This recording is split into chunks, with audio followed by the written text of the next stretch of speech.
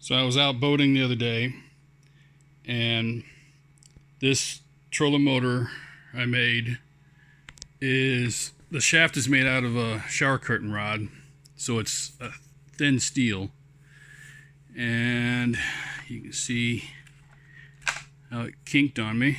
It kinked so hard that this part right here came up and hit the bottom of this.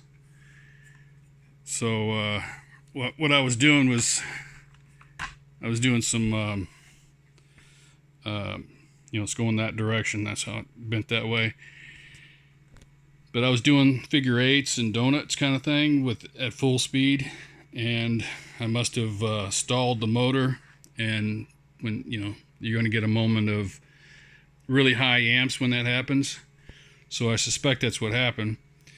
It just took itself up under the boat, kind of, and I just reached down from the back of the boat and arm wrestled it back up to there, and then just went slow the rest of the way back to the car. So I was able to get home on it. But yeah, these, I think possibly even when I go to my new aluminum rod, it's a smaller diameter.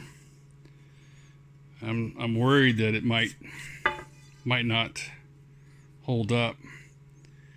But I guess just don't do figure eights and stuff and stall out the motor, because it's capable of really extreme power and torque when you give it enough amps.